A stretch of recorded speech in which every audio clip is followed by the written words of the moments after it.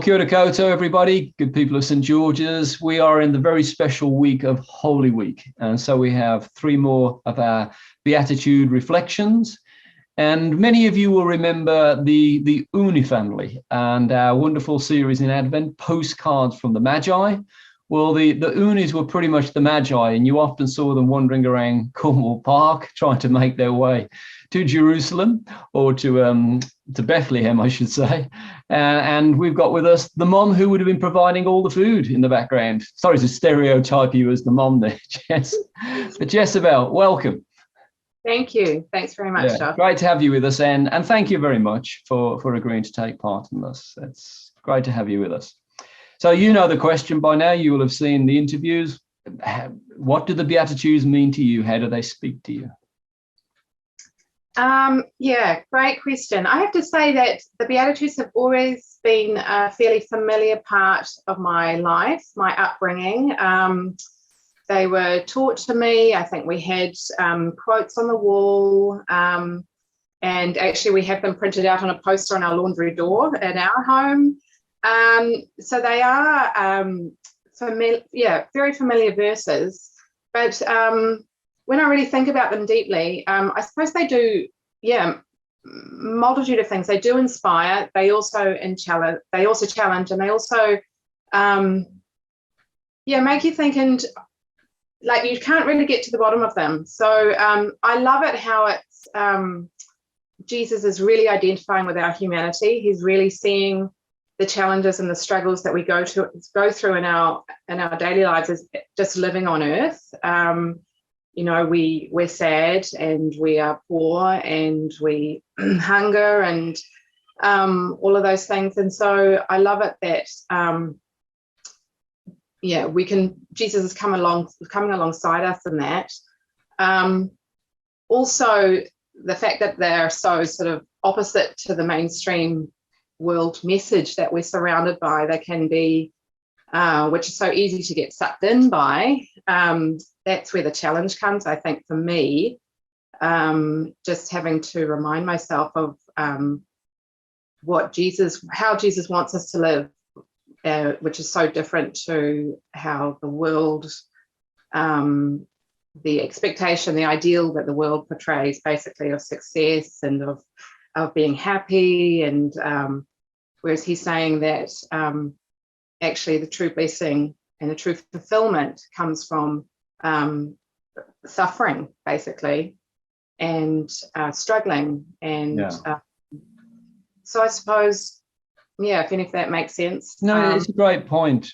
I mean, I've quoted it in church that a lot of scholars call the Beatitudes the essence of the essence. Well, the Sermon on the Mount is sort of, the core of Jesus's teaching, and at the very heart of the Sermon on the Mount, the essence of the essence.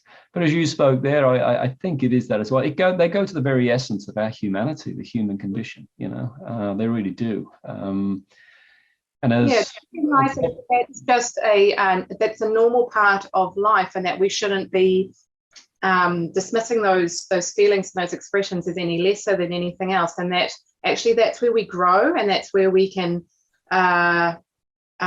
become more Christ-like and become who he was, and encouraging us, asking up who he was asking us to be, I feel like.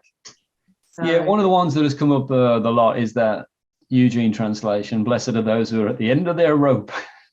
And of course, every one of us have had moments in our lives where we've come to the end of our rope. I mean, any particular times for you where you've learned through your suffering? And I never say that glibly, because I have met people who've been broken by their suffering. It's been so intense and so awful that they've never really recovered from it. So I think we have to be careful about, but there's no doubt too, that we do learn, we can be refined, or whatever adjective you want to choose, by the tough times where we really have felt at rock bottom. Any particular for you that sort of?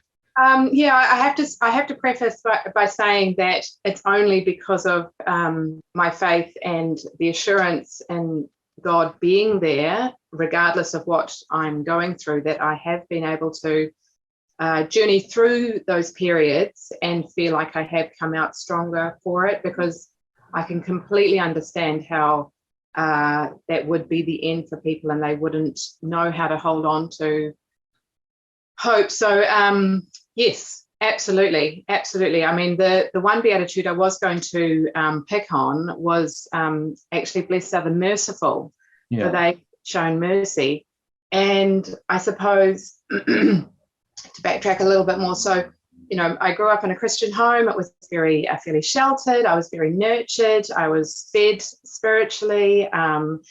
It was a wonderfully safe and secure place to be, but it also meant that I had to, I suppose, go through a lot of my own discovery and understanding once I was an adult. And so to hit those times of real challenge, and I really had to sort of go back and address, what did I believe, and how was I going to face this, and how was I going to get through it? And I suppose with that sort of background also, I had a tendency to be very black and white, and to feel like there was sort of very obvious solutions or decisions to make in certain situations, and when I actually had to face those myself, I realized that there was a lot of grey.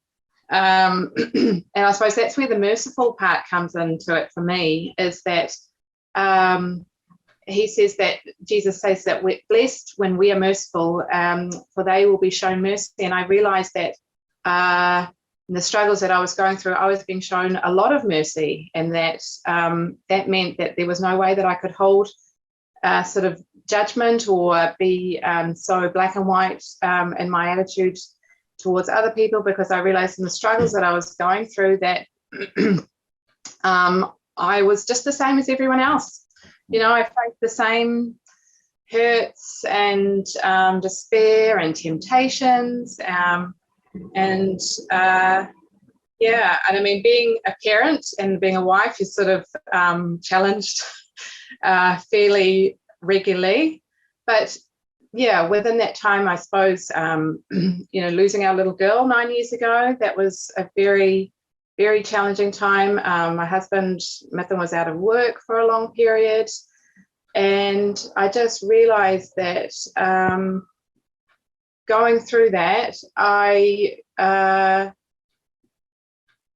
was able to realize that I couldn't hold any judgment or I'm trying to say, looking on other people's situations, I suppose, is what I'm saying, is I had so much more empathy. I was able to really identify and empathize with other people who I could see were struggling, and who previously I might have thought, well, X, Y, Z, or, follow the formula 1, 2, 3, and this is what you should do, and that'll make it all better. But just having Jesus meet us in those situations, even though we couldn't see the end in sight or the light at the end of the tunnel, just has made me a lot more, feel a lot more merciful, and just realize that, Jesus asks us to love each other wherever we're at. And then to bring it to the current climate and current situation, it's the same thing. People are in such different situations, have such different backgrounds and reasons for making the decisions that they do. And Jesus just meets us where we're at, and loves us regardless. And if he can do that for me, then that means he's doing it for everyone else as well. Yeah, no, that's great, Jess. I mean, I think that's one of the good things about getting older and more experience in life. There's nothing like a bit of trial and tribulation to realize that excuse me, nothing oh dear, nothing in life is quite that simple as we kind of always want it to be. It's a constant reminder. It is Holy Week, Jess. We're heading towards the cross. Good Friday is where we see all of humanity, all of our brokenness and our foibles on display. Any thoughts from you on the cross? I'll prepare you, because it's a big question, but any thoughts from you just on the cross and all things Easter in this year, given the journey? Has it taken on a different a different dynamic for you, or a different flavor. Would that be, for you, okay with that question? That's fine.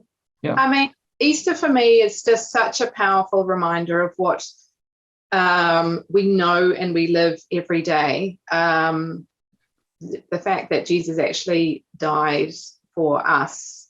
And I just think the